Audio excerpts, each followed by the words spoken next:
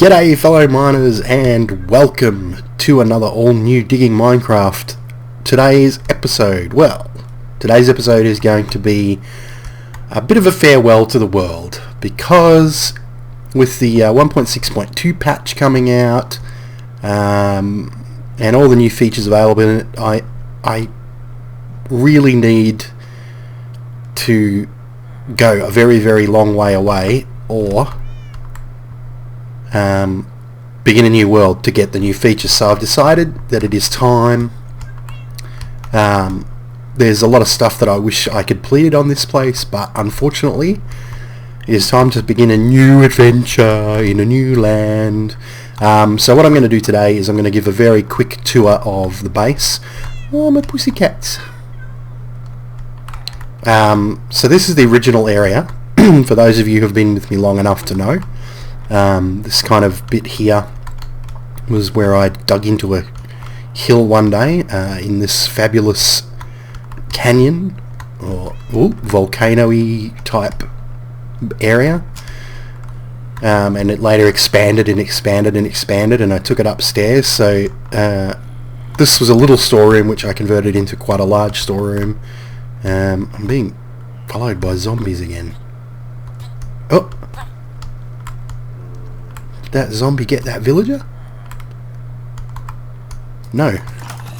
Oh, where are all these zombies coming from? Anyway, poor thing. Hey, you okay, mate? Yeah.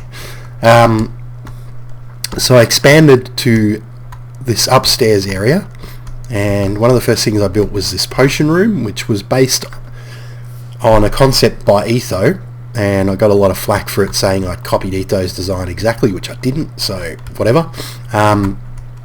Basically, what these different buttons represent are the different types of potions. So that's like health, something. I know that's poison. I think that's regen. They match the colours of the potion. That's fire protection. Maybe that's regen.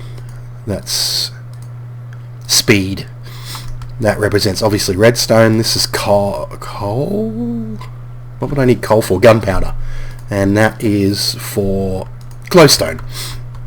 And this is to give me bottles, glass bottles, which I can then fill up at this water. And then obviously each chest has the various potions in it. I don't think I have any in there. I don't have any in there. Oh, there we go. 8-minute fire protection potions. What are these?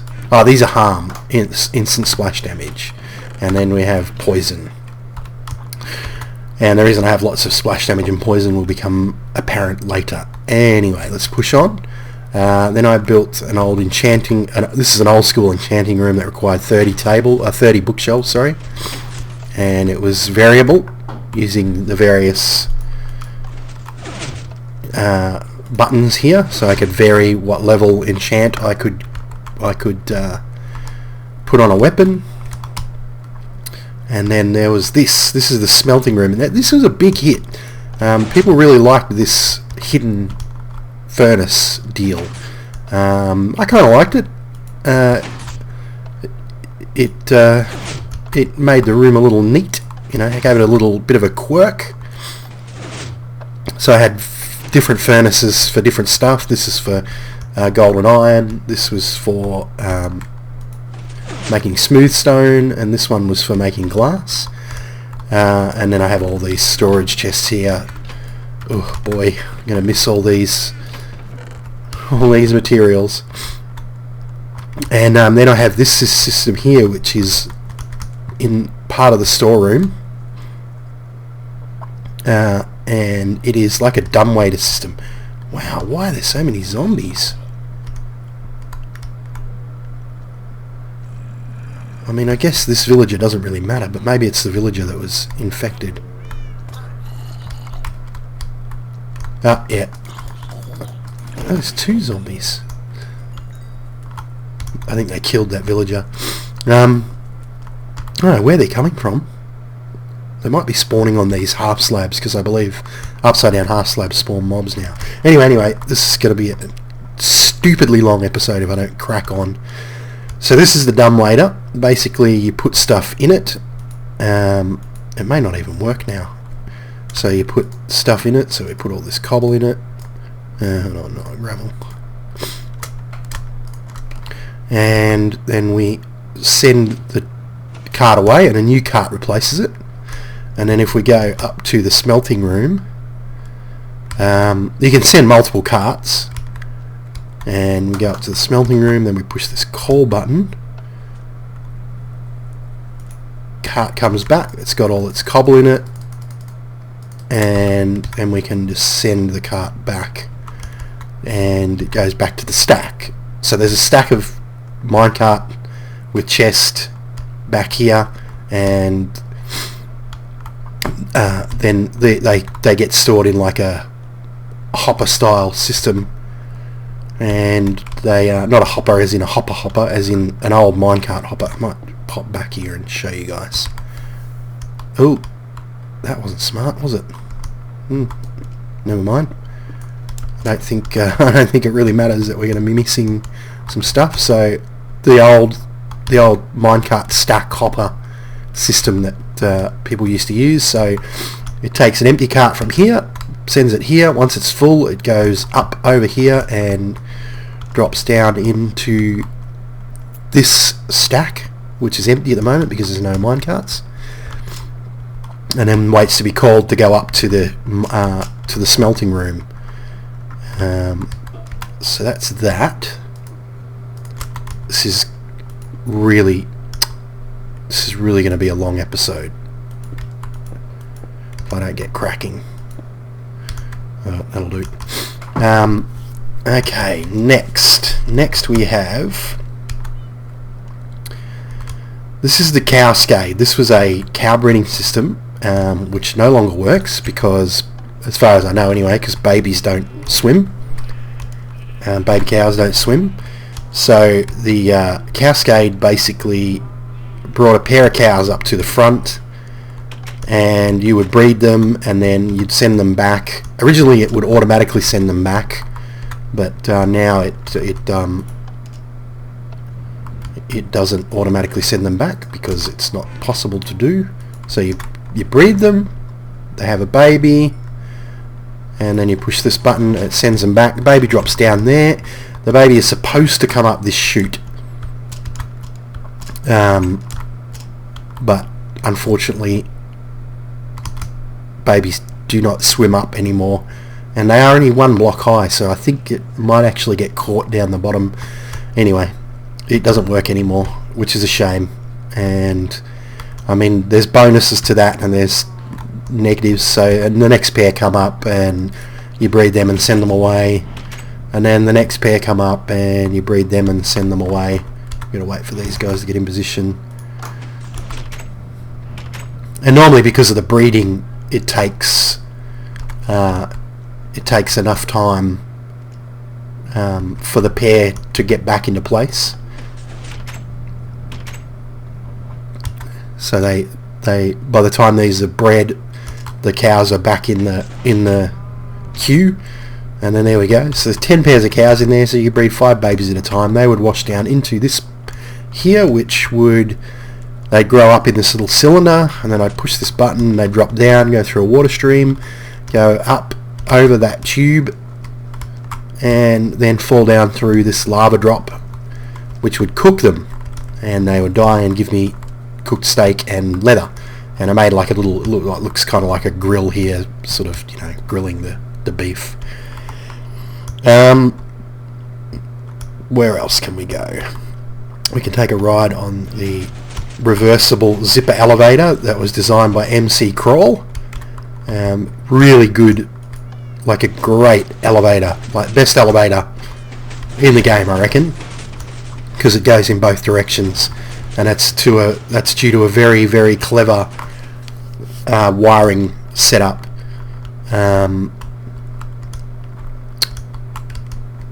But I won't go into that. Go back through my old catalogue and you can find when I put that elevator in. This is the farming area, you know, a couple of little Ethos style mushroom farms, an old bread maker which no longer works, of course, Wow, 48 cactus, that was a lot. Just an ordinary cactus farm up there. This is one of my favourite farms. This is a watermelon and pumpkin farm. Uses a double piston action, pushes the melons up and then out, and then it uses a displacement, like a displacement tube, to send them up and then drop them down here. Now, of course, you do everything differently. You know, with hoppers and so forth, you just use hoppers to do all that stuff. A ghetto cane farm, which doesn't quite work anymore. Then we go downstairs, and I started to improve the farming area down here. I actually set up a proper hopper and dropper feeding system on this carrot farm, and you can see that the carrots all whiz down to a hopper down the end. So we turn this water off, down to that hopper down the end, and then they get fed up these droppers and into this chest automatically. Okay, I don't really need to replant the carrots. We aren't coming back here, folks. This was the beginnings of the same thing for a potato farm. I hadn't finished. I hadn't done it to the wheat farm either. I've just still got the old displacement method to push them up. And this thing here was a project that an old mate and I worked on, which no longer works. It's basically like a semi-automatic, what do you call these things? Cocoa bean farm, which relied on the growth of the beans to update these pistons, but it doesn't work anymore because they've changed the way things grow. So that's the farming area, the agricultural centre. That brings us up here to, here's the beacon, of course. Never really got around to finishing that, unfortunately. Just requires too much iron. This is the sheep shed with all the different coloured sheep in it, and you could just come along, and I don't know how many shears, but you'd shear the sheep, and then you'd step on this plate and it'd wash everything to the front. Not super effective. It looks quite nice though. I like the look of it, and it sort of does the job, but not as effective as some of the crazy sheep farms that people have come up with in the past. But it did that's lots of dyes. It did give me quite a bit of wool. Not that I really used any, but let's move on because this is getting so long. This is the Villager Trading Centre, and this was an idea that I came up with where I wanted to separate all the villagers out into their various stalls, and I wanted to manually separate them because there's no way to automatically do it, and we have two sides to this, and be able to keep whatever so that was a good trade. Be able to keep whatever villager had decent trades. So that was accomplished. Ooh, we better eat. By this little fellow here, and this is a villager breeding cell. This was designed, I believe, and that villager that got killed was probably the Spanish fly villager.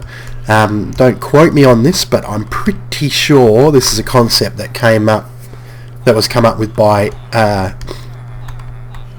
well, I saw it on Doc M's channel, so I don't know if it is actually Doc M's design, but that's where he did the tutorial for it. Basically what would happen is you would pull out a villager by using this cart dispenser to dispense a cart here, and then you could go, what trade have you got? Ooh, that's quite nice. You've got 9 emeralds for an Eye of Ender, and you are I believe that is a priest. I can't remember the colours of the cloaks. Yeah, priest.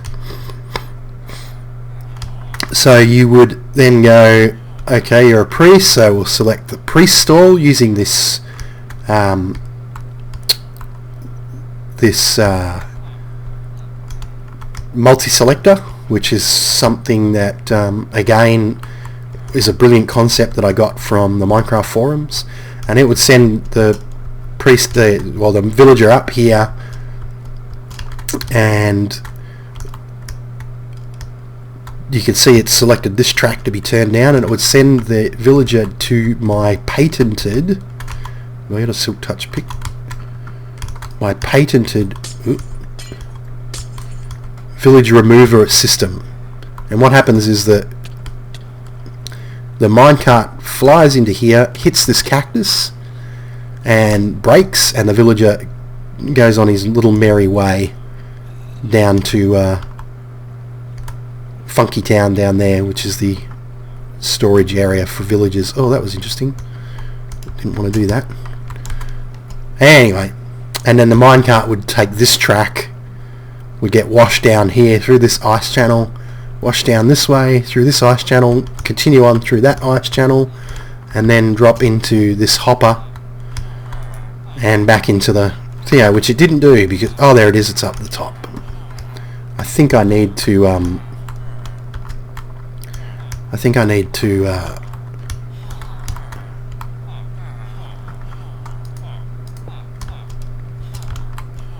I'd need to put a block there to stop it from flying onto the top of the system. So anyway, it's supposed to drop down in here into this hopper and back into the dispenser. And if there was a villager that you didn't like the trade of, you would look, you'd go, okay, that's actually quite a good, but anyway, that's a crappy trade. You would push this button now. I don't want to do this now because the old double click system doesn't work, but lava would come out of this dispenser. If I can get to that dispenser, I can highlight that dispenser. Yeah, so lava would come out of that dispenser and would kill the villager. Where did he go? Oh, he just went back. So anyway, that doesn't work anymore.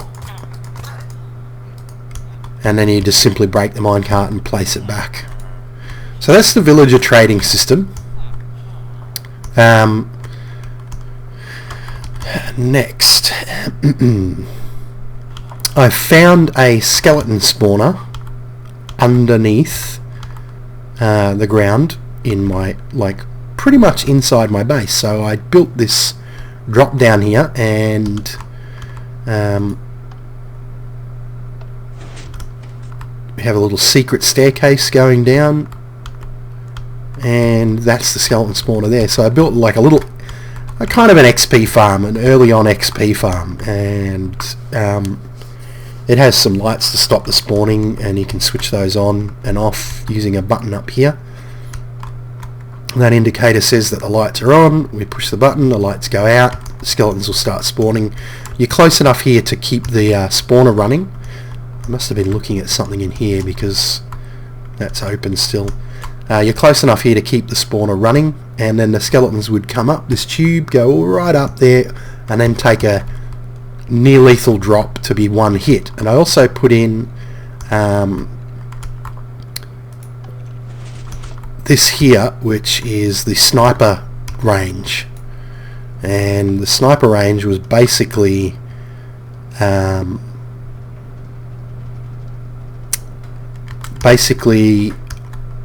you would stand here and a skeleton would appear down in that little hole down there where you can just see a bit of glowstone, and then you would aim your bow at that blue block, fire, and it would hit the skeleton. And this was long enough for you to get, there we go, there's a skeleton. We'll go and get ourselves, see if I can get the sniper. No. Oh, they might have changed how far arrows go. Oh, that didn't work. Let's keep trying. Oh, there we go. So you get a kill with a bow, and you get an achievement for that. And I might already have the achievement, or I might not have the requirements for that. Yeah, I need to do time to strike, make a sword, because that's the one. Sniper Duel requires Monster Hunter. It's kill a skeleton from 50 meters with a bow. So that's the sniper range. Ugh. I may have to do this as 2 parts. Whoops. We don't shift anymore. We don't right click anymore. That's right. So we'll turn this off. So that's the sniper range, and I think, if I remember rightly, we switch it back to the no, we switch it back to here, and then there's a piston that suffocates the skeletons. I have an enchanting table down here as well, and then we have this wonderful spiral lift designed by Etho, which I guess is still kind of buggy, which is a shame because it is quite a good lift. I've got halfway up. So that's the skeleton farm area. I might do a quick cut here, and I'm going to see how long this episode is going, because there's still quite a bit to cover. So I will be right back, guys. Alright guys, I'm going to call it here for now. This is going to be part 1 to the tour, and I will continue on in another episode with part 2. So I'll see you next time. Oh, and keep on digging.